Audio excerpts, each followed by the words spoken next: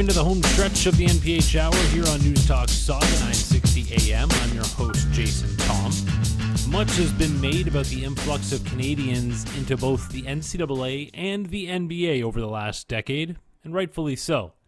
But consistently on this show, we have showcased the advancement of the game here at home at the post-secondary level, while also celebrating the successes of our Canadian talent overseas, where our men and women play massive roles on championship teams and continue to rack up individual accolades in some of the best leagues around the world.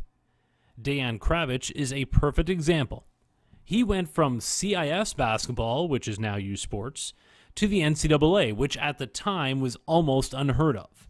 Then he started his career overseas, which has culminated in an historic moment where he became the first player ever to win 3 Basketball Champions League titles. And all of this was made possible by the same thing that makes Canada what it is today, by opening its doors to people in search of a better life for their family.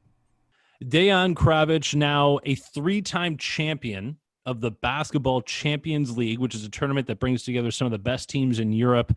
Dan, you went back-to-back with your current team, previously won with Virtus Bologna, a legendary team based in Italy. So 3 different rosters. It obviously comes with a measure of sacrifice in a lot of different levels. And this year, a COVID season, a sacrifice as well for you. You had to actually kind of say bye to your family for a period of time. So maybe just talk to us about that and maybe the challenges that came with that, and maybe did it give you a little bit of clarity that now you could just focus 100% on the game?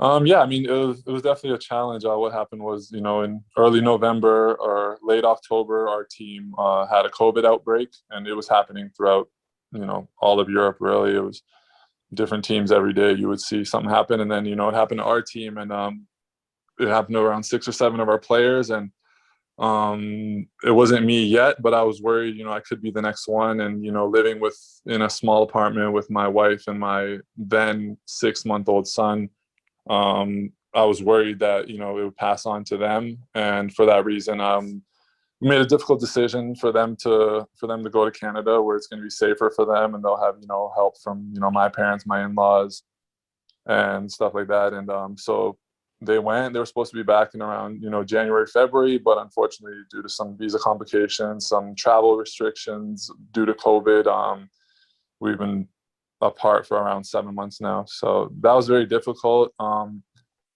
It definitely did allow me to mainly focus about basketball, but always in the back of your mind, you knew, I think wife, she's having a bad day today. She has to basically take care of, especially with lockdowns that came about after, she had to basically be in a house all alone with a very active child and a very active dog as well. So, you just kind of wish you could just be there to help her, and just knowing that, she's probably over there struggling a lot, made it a little more difficult. But as far as, coming home and just being able to rest, obviously, get adequate rest and focus on, your practices and games and just proper recovery and stuff, it definitely did help me a lot. I want to get to your post-secondary career. So it started here in USports at York University. You go from USports to the NCAA. How did that come about? Were you surprised that became an option for you when it did? I was actually very surprised. I thought I was going to be in the at York for my entire career, until I think it was after my first year, my rookie year. I had someone reach out to me who mentioned that next level for me, and I had some schools supposedly interested in stuff. And at that time, I was just so surprised, and because it was something obviously that I don't know if it's ever even happened. I think I look back at it then, it was maybe someone did it maybe 10, 15 years before me, but it was very rare. And at that time, when you thought about Division I basketball, those are just the best of the best, and then you looked up to players like DeVoe Joseph and guys like that who were going there. And I was honestly kind of nervous. I didn't think I was ready. I didn't think I was physically ready for that level. And then I told that contact, I said, honestly, I'm gonna go back to the CIS for 1 more year, and try to get more confidence and try to get stronger, because I know that level is a different level. And that's what I did. I had a good year in my second year with York, and I felt ready to make that move. So there's differences between the two leagues that are positive, but then there's also some like there's limits on training and those sort of things. And obviously the NCAA game is much different than the game you're playing now. So maybe just from a basketball standpoint, the switch from USports to NCAA, good and bad, what stood out to you looking back now? If I stayed in the CIS, I would have been able to develop my game how I kind of wanted to play. And at that time, I was basically a 4-5 man who was picking and popping and shooting and all this. That was really my strength. And I believe if I stayed at York, because I know that summer I was working with the coaches and stuff and really trying to develop my 3-point game and stuff like that, I think I would have become a player who fits today's style. And at that time, it wasn't the style. I was one of the few shooting at my size.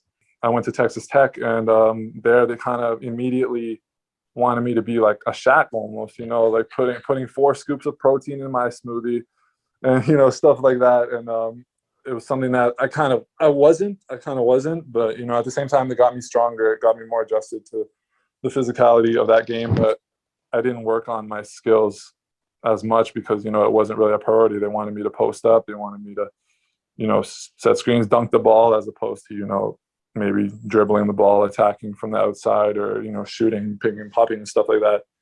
But I think the biggest reason why I say it was the best decision I made is really off the court. It changed me as a person.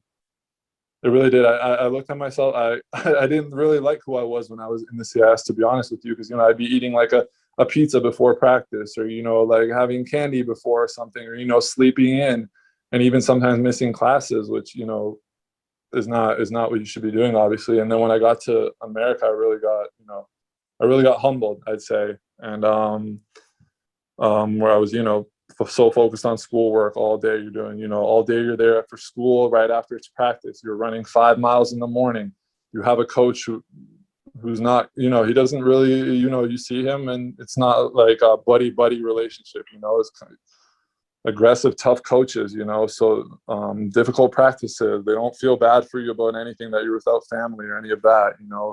I lived alone. I was away from family for so long, so I had to do things on my own, and I had to survive basically. And that first year was difficult for me. I remember talking to my parents about how hard it was. I fainted in my first practice because of how difficult it was. Wow. And that, I think my teammates liked me a lot because of that, because it finally stopped the practice. So, but no, it was just another animal, to be honest with you. I don't know if it was because at that time we had Coach Billy Gillespie, and he's honestly, I'd say, one of the toughest coaches in all of America. Like, one of our video managers who went through Bobby Knight and Billy Gillespie said Bobby Knight is a saint compared to him. So, but I learned so much about myself as a person, and kind of how much I can really do when I, put my mind to it. I worked so hard and dedicated everything to school and basketball, whereas I don't think I was doing that before up until that point. I think it really completely, my work ethic took a complete 360, and me as a person was a complete 360. And so that in that aspect, it definitely helped me a lot. That's an awesome story. And, another huge part of your story is the fact that you've played for Serbia now, because you're a dual passport holder. And you were born there as well. And I'm sure a lot of people listening, especially the younger generation, won't really understand what was happening at that time back in your home country. Can you just give us any memories that you have, and the possibilities that came because Canada, who've done it many times before, opened their doors to people of a war-torn country, and now here you are as a success story as a result? Yeah, definitely. I mean, I was born in 1990, and kind of in those 90s is when it was the Yugoslav war. It was a civil war, basically. And, so we were basically living through that for a few years. And I mean, I don't have too many memories about it. But like, I would remember, say in the middle of the night, you just kind of see like a flashing light kind of in the sky or something. And, it's bombs basically going over the country and stuff like that. And just remember, running with my parents from basement to basement and just hiding and just trying to avoid it all. And wasn't the greatest of times, obviously. It's unfortunate that happened, because we had a very good life there. Both of my parents were professors. Our grandparents were there, cousins. relatives, everyone. So, me, my mom, dad, and brother, we left in 1995 when I was only 4 years old. So it was a very difficult move, obviously, for us with parents, basically having to start life all over, no money, basically, just basically starting all over. But I mean, we were so blessed that Canada accepted us into their country, and, we lived there ever since. And, we see our relatives and cousins and grandparents and stuff from time to time when we go back during the summer. But in general, it's just been us. And then my uncle also went about a month before us. So it's basically just us in Canada, but we've lived there ever since. And, we love it. We love it in Canada. And how crazy is it that this sport of basketball that at that age you would have known nothing about brings you back around the world to live this completely different life? Has there been any time where you've kind of paused and looked back and just realized everything that has happened over this last little while, all kind of centered around a basketball? Yeah, I mean, I do. I definitely do think back. I do think back on it. Sometimes you just stop and think kind of where you've gotten, and not to say I'm, some crazy success story, just an average story. There's so many, stories and people who are, more successful and this and that. But just from my perspective, it was just like, just going back and like being called by the Serbian national team and, talking to my parents and just how emotional they were about it, because, the head coach at that time, for example, was Alex Djordjevic. And my dad grew up watching him, that was the guys he was watching while I was watching, Peja Stojakovic and Vlade Divac.